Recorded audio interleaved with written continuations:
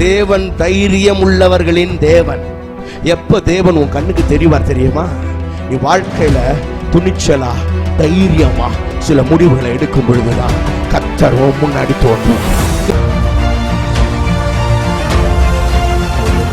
திருவாசன தந்தையில நெருங்கி சேருகிற தைரியம் எதனாலே உண்டானது என்றால், தேவன் அன்பானவர் என்பதை சிங்காசனத்தை விட்டு இறங்கி சிலுவைக்கு வந்து மரித்து, மகனே நீ கிட்ட வா, நான் உன் மேல அவ்வளவு அன்பா இருக்கிறேன் அப்படின்னு ஆண்டவர் அந்த வழியை திறந்து காண்பித்ததுனால அவருக்கு என்ன கெப்பாசிட்டி இருக்கு, உன்னை கொண்டு அவரால் என்ன செய்ய முடியும் அப்படின்றத வச்சுதான் தேவன் உன்னை பார்க்கிறாரு.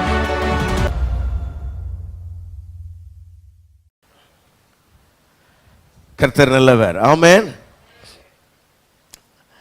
கிறிஸ்மஸ்னா நம்ம உடனே பாவம் பிள்ளைங்களுக்கெல்லாம் சில நேரத்தில் என்ன யோசிக்கிறாங்கன்னா, எங்கள் வீட்டில் ட்ரீயே வைக்கல பாஸ்டர், கிறிஸ்மஸ் ட்ரீயே வைக்கல.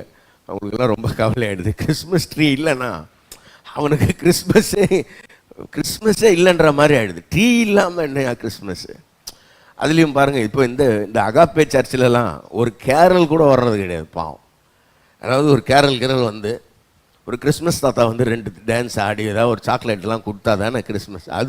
அதுவும் கிடையாது இந்த சர்ச்சில். என்ன ஏதாவது ஒரு ட்ரீயும் கிடையாது, ஒரு கேரல் கிடையாது, ஒரு கிறிஸ்மஸ் தாத்தா இல்லை.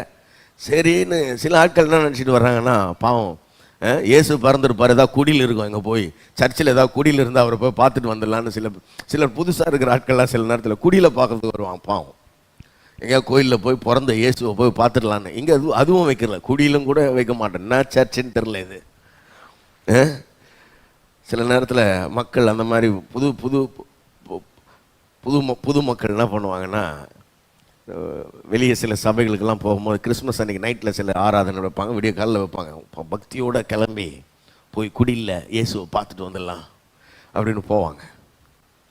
ஆனால் இந்த சபையில் இயேசுவை காண்பிப்போம், நீங்கள் உங்கள் ஆவியில் தான் தரிசிக்க முடியும். அல்லேலூயா. உங்களுடைய மாம்ச கண்களால் பார்க்க முடியாது, நாங்கள் உங்களுக்கு இயேசுவை காண்பிக்க விரும்புகிறோம். ஆமென். அல்லேலூயா.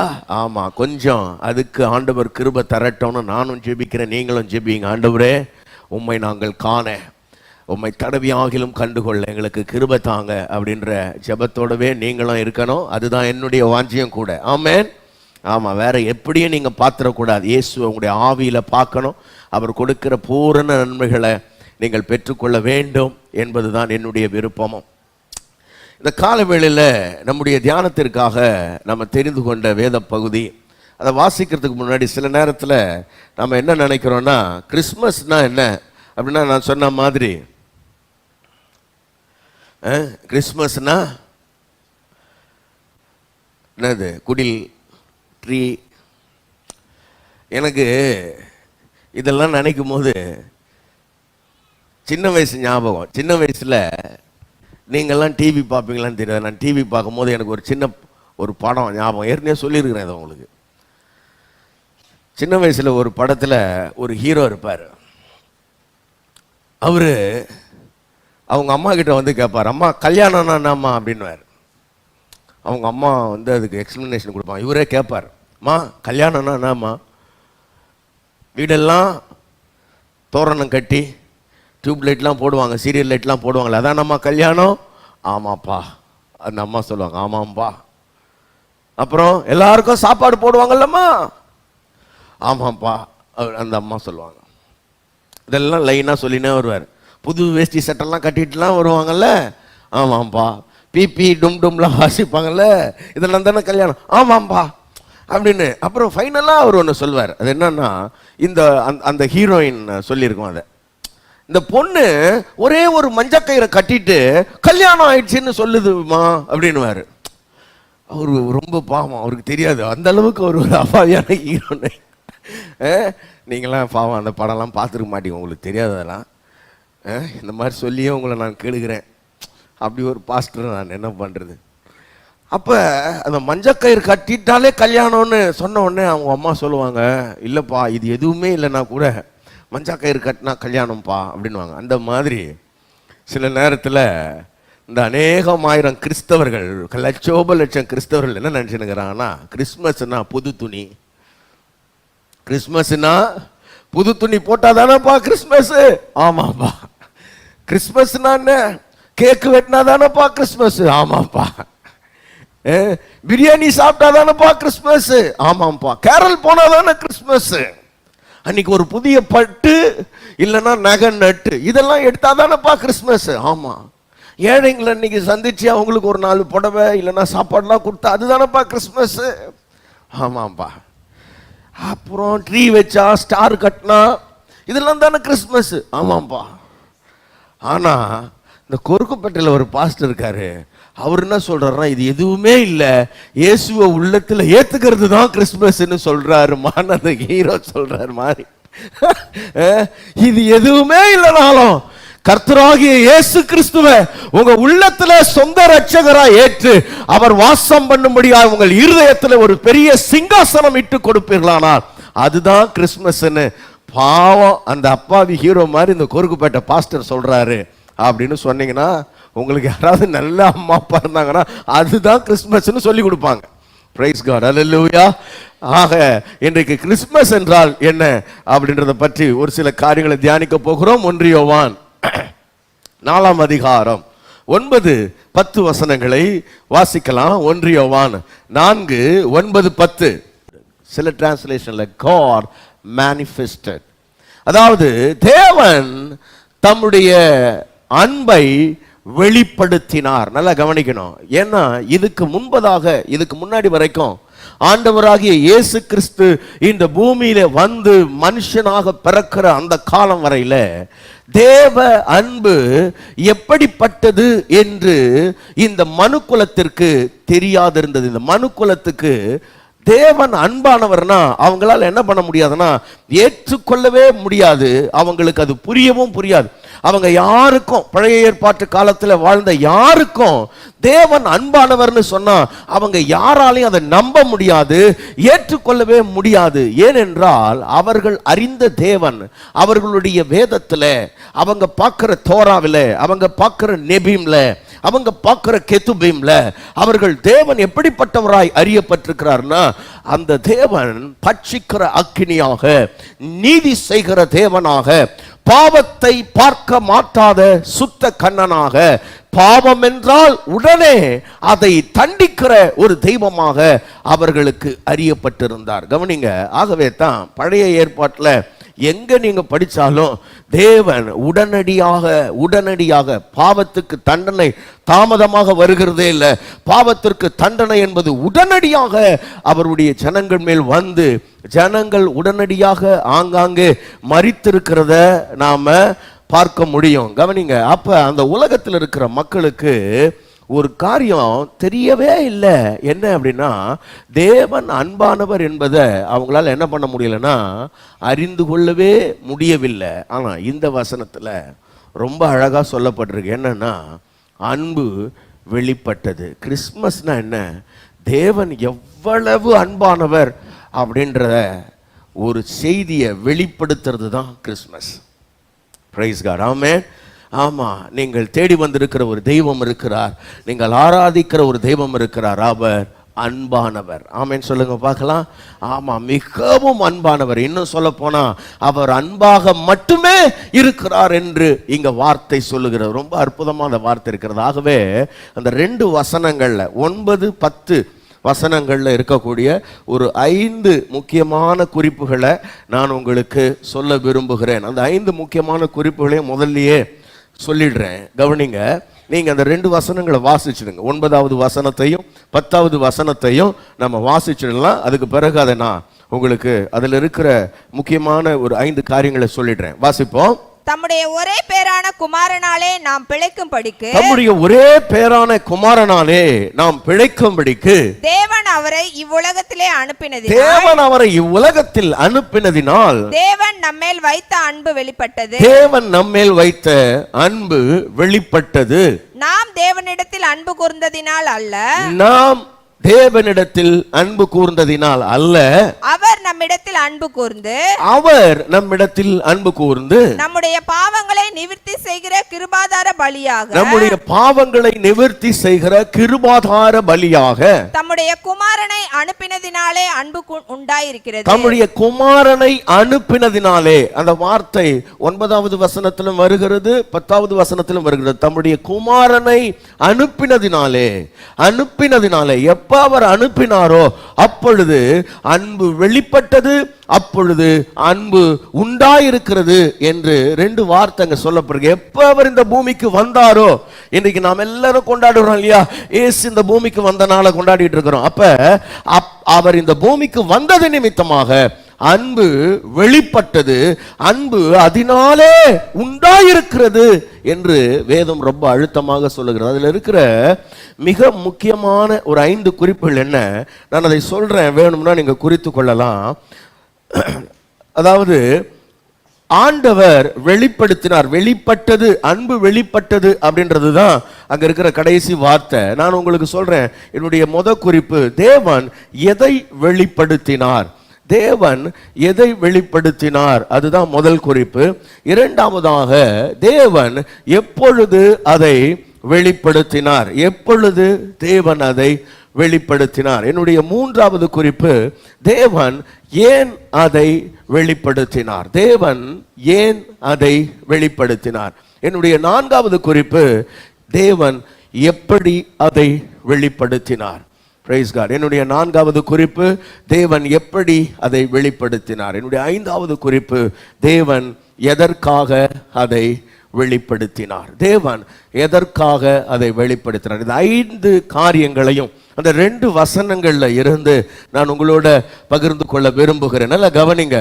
அந்த 9வது வசனத்தினுடைய கடைசி பகுதி சொல்லப்பட்டிருக்கிறது இல்லையா, வெளிப்பட்டது. கவனிங்க, என்ன, அன்னைக்கு தான் இயேசு கிறிஸ்து இந்த பூமிக்கு வருகிற அந்த நாள்ல தான் வெளிப்பட்டது, ஒரு விஷயம் வெளியாக்கப்பட்டது. தேவனை பற்றி எல்லா காரியங்களும் எல்லா காலங்களிலேயுமே என்ன பண்ணப்படலைன்னா உலகத்தில் இருக்கிற மக்களுக்கு தெரிவிக்கப்படலை. குறிப்பாக அவருடைய ஜனங்கள் என்று அழைக்கப்படுகிற இஸ்ரவேல் மக்களுக்கே கூட தேவனை பற்றி அநேக விஷயங்கள் புரியாமல் இருந்தது. அதில் ஒன்று, தேவன் எவ்வளவு அன்பானவர் என்பது அவர்களுக்கு புரியாமலே இருந்தது என்பதை நாம் அறிந்து கொள்ள வேண்டியது அவசியம். அதனால தான் இந்த கிறிஸ்துவனுடைய வருகை பற்றி, சபையை பற்றி, இந்த கிறிஸ்துவின் மூலமாக உண்டாக போகிற மீட்பை பற்றி எல்லாம் புதிய ஏற்பாட்டில் எழுதும் பொழுது என்ன சொன்னாங்க அப்படின்னா, இது ஒரு ரகசியம் என்று சொன்னாங்க. ஆதி காலம் முதல் மறைக்கப்பட்டிருந்த ரகசியம் என்று சொன்னாங்க. பக்கத்துல பார்த்து சொல்லுங்க, பாஸ்டர் ரகசியம் சொல்றாரு. இப்ப எவ்வளோ காலங்கள், எத்தனையோ பரிசுத்தவான்களுக்கு, எத்தனையோ தீர்க்கதரிசிகளுக்கு, எத்தனையோ தேவ மனுஷர்களுக்கு, எவ்வளவோ நல்லவர்களுக்கு தெரியாத ஒரு ரகசியத்தை கர்த்தர் இந்த கடைசி காலத்தில் வாழுகிற உங்களுக்கும் எனக்கும் தேவ ஆவியானவர் மூலமாக வெளிப்படுத்தி கொண்டிருக்கிறார். ஆமென். அப்ப ஆதி காலங்கள் முதல் மறைக்கப்பட்டிருந்த ஒரு ரகசியம், அது வெளியாக்கப்பட்டது. கவனிங்க, என்ன வெளியாக்கப்பட்டது?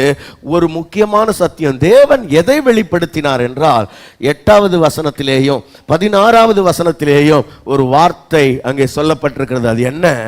தேவன் அன்பாகவே இருக்கிறார்.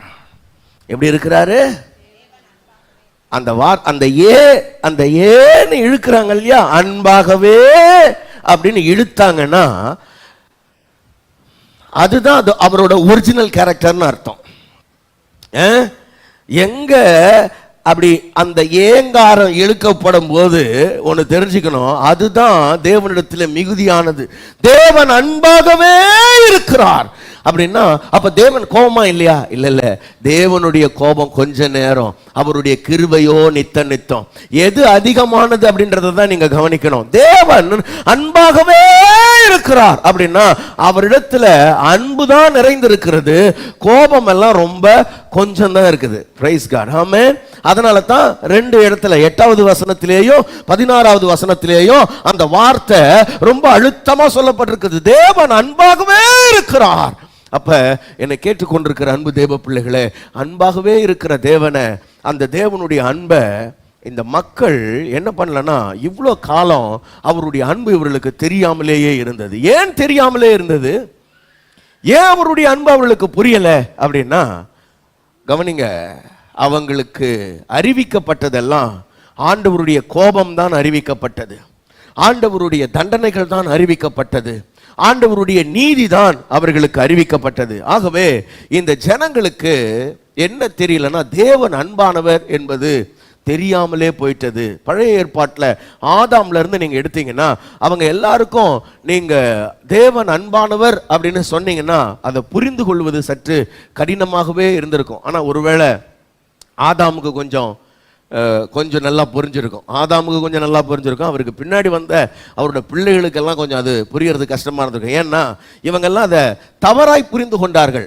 அதை பற்றி விளக்கும் பொழுது தவறாகவே புரிந்து கொண்டார்கள். பக்கத்தில் கைப்பிடி சொல்லுங்க, தேவனை நல்ல விதமா புரிஞ்சுக்கலனாலும் பரவாயில்ல, தப்பா புரிஞ்சிக்க கூடாது. பிரைஸ் காட், ஹல்லேலூயா.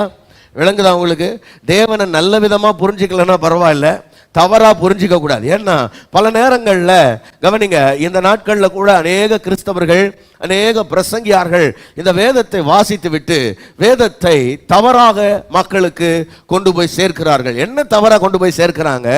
தேவன் அன்பாகவே இருக்கிறார் என்கிறதான வெளிப்பாட்டை காண்பிக்காம தேவன் பட்சிக்கிற அக்கினியா இருக்கிறார் என்றும், தேவன் தண்டிக்கிறவர் என்றும், தேவன் நியாயம் தீர்க்கிறவர் என்றுமே பிரதானமாக, அதாவது எதை பெருசா சொல்லணுமோ அதை சின்னதா சொல்லிட்டு, எதை சின்னதா சொல்லணுமோ அதை பெருசா சொல்லக்கூடிய ஒரு தவறு இந்த நாட்கள்ல நடந்து கொண்டிருக்கிறதை நாம் பார்க்கிறோம். அதனால தான் அங்க வசனத்திலிருந்து ஆரம்பிக்கும் பொழுது யோவான் எப்படி எழுதுறாருன்னா, அநேக கள்ள போதகர்கள் உலகத்தில் உண்டாயிருக்கிறார்கள்னு அதை ஆரம்பிக்கிறார். அப்ப நல்லா கவனிக்கணும், சரியான போதனை எது, தவறான போதனை எது என்பதையெல்லாம் நீங்கள் அறிந்து கொள்ள வேண்டியது ரொம்ப அவசியம். இந்த கடைசி நாட்கள்ல நீங்க அதெல்லாம் உற்று கேட்டு உங்களுடைய ஆத்துமா ரட்சிக்கப்பட, உங்களுடைய வாழ்க்கை ஈடேற நீங்கள் சரியான சத்தியத்தை அறிந்து கொள்ள வேண்டியது மிகவும் அவசியமாய் இருக்கிறது. அன்பான தேவனுடைய பிள்ளைகளே, நீங்கள் ஒரு நல்ல தேவனை தேடி வந்திருக்கிறீர்கள். ஆமென். எத்தனை பேர் அதை நம்புறீங்க? ஒரு நல்ல தேவனை நீங்க தேடி வந்திருக்கிறீங்க, அவர் உங்களுக்கு நல்ல வாழ்க்கையை தருவார். ஆமென். கவனிங்க, ஆதியில இந்த மனுஷனை உண்டாக்கி ஆண்டவர் அவனை ஏதேன் தோட்டத்தில் வைத்த பொழுது இந்த மனிதன் தேவன் வைத்திருந்ததான அந்த உன்னதமான வாழ்க்கைய அவன் என்ன பண்ணிட்டான்னா மீறுதலினால அவன் இழந்து போனான், ஆசீர்வாதமான வாழ்க்கையை இழந்து போனான். ஆகவே தேவன் என்ன பண்ணார்னா அவனை ஏதேனுக்கு வெளியே அவனை அனுப்பிவிட்டார். ஏதேனுக்கு வெளியே அனுப்பிட்டார் அப்படின்றது சில நேரங்களில் நமக்கு தண்டனை மாதிரி தெரியும், தண்டனை தான். ஏதேனுக்கு வெளியே அனுப்பிட்டார். இப்ப அவன் ஏதேனுக்குள்ள பிரவேசிக்க முடியாது. அப்படி ஏதேனுக்குள்ள பிரவேசிக்க அவன் முயற்சி செய்தால் வீசிக்கொண்டிருக்கிற சுடரொளி பட்டயம் அவனை என்ன பண்ணிடும்னா கொன்றுவிடும். அதனால தான் கேருபீன்கள் அங்க வச்சு அதை காவல் பண்றார். அப்ப மனுஷன் தனக்கு கொடுக்கப்பட்ட ஆசீர்வாதங்கள், தனக்கு கொடுக்கப்பட்ட பாக்கியங்கள் எவ்வளவு மேன்மையானது என்பதை உணர்ந்து கொள்ளாமலே அதை அவன் என்ன பண்ணிட்டான்னா இழந்துட்டான். அதனுடைய மேன்மையை உணர்ந்து அதை அடையும்படியாக தேவன் அவனை ஏதேன்ல இருந்து என்ன பண்ணிட்டாரு, வெளியே அனுப்பிட்டார். அப்ப இங்க என்ன தெரியுதுன்னா, மக்களுக்கு பாவம் செஞ்சா ஆண்டவர் அவ்வளவுதான் அவனை என்ன பண்ணிடுவார்னா ஆசீர்வாதத்துக்கு, ஒரு ஆசீர்வாதத்துக்கும் அவனை என்ன பண்ண மாட்டார்னா தெரிந்து கொள்ள மாட்டார், ஒரு ஆசீர்வாதத்தையும் கொடுக்க மாட்டார், அவனை துரத்திடுவார். இதான் தெரியுது. பாவம் செஞ்சுட்டு அவ்வளவுதான், ஆசீர்வாதம் கிடையாது போ அப்படின்னு ஆண்டவர் துரத்திடுவார்னு இது தெரியுது. ரெண்டாவது, அப்படியே நீங்க வேதத்தை வாசிச்சுட்டு வந்தீங்கன்னா, நோவாவின் நாட்கள் வரும் பொழுது பாவம் செஞ்சா கர்த்தர் அடிச்சிருவாரு. ஏன்னா பாவம் என்ன பண்ணும், பாவத்தின் சம்பளம் என்னது, மரணம். கரெக்ட், பாவத்தின் சம்பளம் மரணம். ஆகவே பாவம் செய்கிற மனிதனை தேவன் அழித்து விடுவார். கவனிங்க, பாவம் செய்கிற மனிதனை ஆண்டவர் ஆசீர்வாதமாகிய ஏதேன்ல இருந்து துரத்திடுவார். இது மனுஷங்களுக்கு தெரியுது. பாவம் செய்கிற மனிதனை தேவன் அழித்து விடுவார். நோவாவின் சம்பவத்தை படிக்கும் பொழுது மனுஷங்களுக்கு இது தெரியுது. பாவம் செஞ்சுட்டு அவ்வளவுதான், கர்த்தர் அழிச்சிருவாரு, இது தெரியுது. அதுக்கு பிறகு பாவம் செய்கிற மக்களை தேவன் என்ன பண்றாருன்னா இரக்கம் பாராட்டி இவங்களை ரட்சித்து கொண்டு வந்தா, இந்த தேவனை நெருங்கணும்னு முயற்சி பண்ணா பாவத்தோடு இருக்கிற மக்கள் தேவனை நெருங்க முடியாது. நெருங்கிட்டா அவன் அவ்வளவுதான், என்ன ஆயிடுவானா, என்ன ஆயிடுவான், செத்துருவான். சில ஆட்கள் பாருங்க, இன்னைக்கு கூட நிறைய பேர் நிறைய திருச்சபைகள்ல இப்படி எல்லாம் பிரசங்கிக்கிறத நான் கூட கேள்விப்பட்டிருக்கிறேன். சில நேரத்தில் அறியாத மக்கள் கூட, ஆண்டவர் அறியாத மக்கள் கூட இப்படிலாம் நினச்சிக்கிட்டு இருக்கிறாங்க. என்ன நினச்சிக்கிட்டு இருக்கிறாங்கன்னா, ஏசப்பாவை ஏற்றுக்குனா நிறைய கஷ்டம் வருமாமே, எப்படி உலகத்தில் இருக்கிற மக்கள் சில நேரத்தில் எப்படி சொல்கிறாங்க, ஏசப்பாவை ஏற்றுக்குன்னா நிறைய கஷ்டம் வருமாமே, அவரு சிலுவையில் அவர் அடிச்சா மாதிரி நமக்கு ரொம்ப கஷ்டமாயிடுமாக்கா, அதனால தான் நான் கோயிலுக்கு போகிறதில்லக்கா. யார் சொன்னது இப்படி? உன் வாழ்க்கையை வளமாக்கும்படியாக, உன்னை வருத்தமின்றி வாழ வைக்கும்படியாக ஆண்டவர் சிலுவைக்கு போனார். சில நேரத்தில் இந்த மாதிரியெல்லாம் யாரோ ஒருத்தர் தப்பாக சொல்லி கொடுக்க, தவறானதை கேட்டு கேட்டு அதை என்ன ஆயிடுச்சுன்னா கெட்ட செய்தி ரொம்ப வேகமாக பரவும். தெரியும்ல உங்களுக்கு, நல்ல செய்தியை விட கெட்ட செய்தி வேகமாக பரவுது. அப்போ கவனிங்க, பாவம் செய்கிறவன் ஆசீர்வாதத்துக்குள்ளே போக முடியாது, பாவம் செய்கிறவன் அழிஞ்சு போயிடுவான். அடுத்தது, பாவம் செய்கிறவன் தேவனிடத்தில் நெருங்க முடியாது, நெருங்கணும்னு முயற்சி பண்ணால் செத்தான், அவன் மலையை தொட்டா செத்தான். அப்புறம் தெரியாம ஏதாவது பண்ணிட்டா, ஞாயிற்றுக்கிழமை சர்ச்சைக்கு வரலன்னா செத்தான். ஓய்வு நாள் ஆசரிக்கலையா, அன்னைக்கு போய் விறகு பொறுக்கிற சாவு, கல்லால் அடிச்சு கொண்டு வாங்க, அவள்தான். ஏன்னா சில நேரத்தில் நம்ம ஆட்கள் பாருங்க, இதெல்லாம் கேட்டு கேட்டு ஐயோ ஞாயிற்றுக்கிழமை சர்ச்சைக்கு போலன்னா அவள் தான் ஆண்டவர் கொன்றுவார், வந்துரு. தசம பாகம் கொடுக்கலையா நீ அவ்வளவுதான் காலி, சாபம் உங்க மேல, சாபம் வந்துடும் அப்படின்னு பயந்து நிறுத்திருந்து கொடுத்துட்றான். யார் இதெல்லாம் சொன்னது? பாருங்க, இது எல்லாமே வேதத்தில் இருக்கிறது. ஆமாம், வேதத்தில் இருக்கிறது, பழைய ஏற்பாட்டிலே இது எல்லாம் உண்டு. ஆனா இது எல்லாம் தேவனுடைய ஒரு பக்கத்தை காண்பிக்கிறது, தேவனுடைய ஒரு பக்கம். இது எல்லாம் தேவனுடைய ஒரு பக்கம். அதாவது தேவனுடைய என்ன சொல்றது, ஒரு 5% கேரக்டர். இது ஒரு 5% வச்சுக்கோங்க. இன்னொரு பக்கம் இருக்குது, அதுதான் 95%. அதை பார்க்கவே இல்லை நம்ம. அந்த 95% நம்ம கண்கள் காணாததுனால இந்த 5% பெருசாயிடுச்சு பாருங்க. கவனிங்க, அப்ப ஓய்வு நாள் கை கொள்ளலையா தண்டனை, அடுத்தது என்னது, அந்நிய அக்கினியை கொண்டு வந்துட்டா தண்டனை.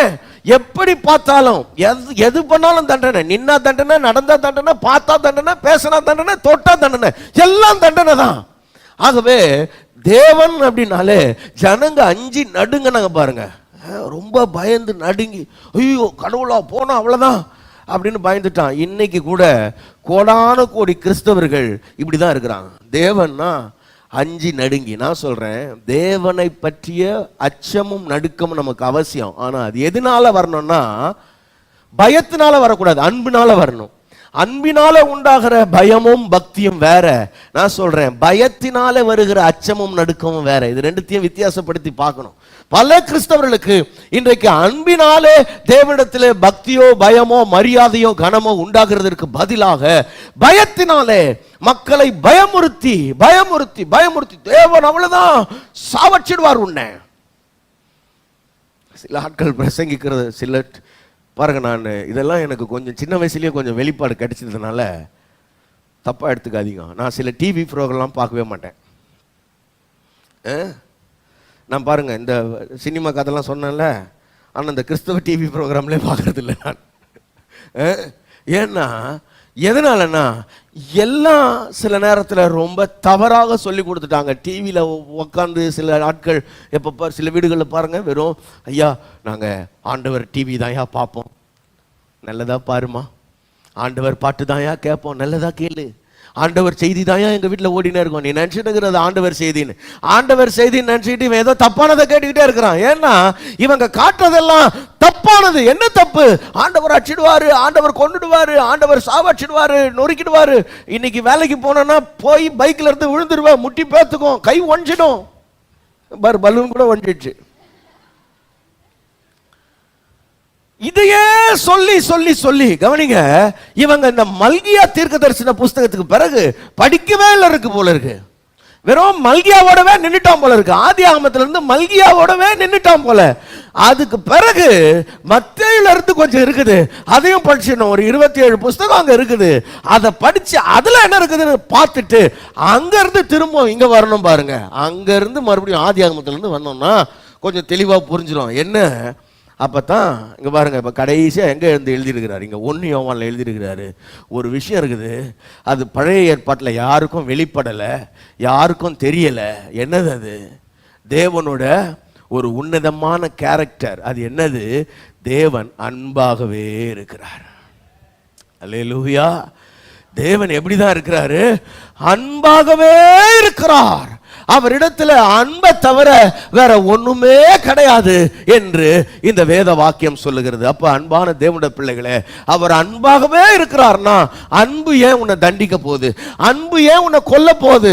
அன்பு ஏன் உன்னை துரத்த போகுது? நல்லா கவனிங்க. சில ஆட்கள் நினைக்கிறாங்க, ஐயோ ஆண்டவர் எனக்கு வேலையை பிடுங்கிட்டார்னா என்ன பண்றதியா? ஆண்டவர் என் குடும்பத்தை கலைச்சிட்டார்னா? ஏன் ஆண்டவர் குடும்பத்தை கலைப்பார்னு யாரையா சொன்னது?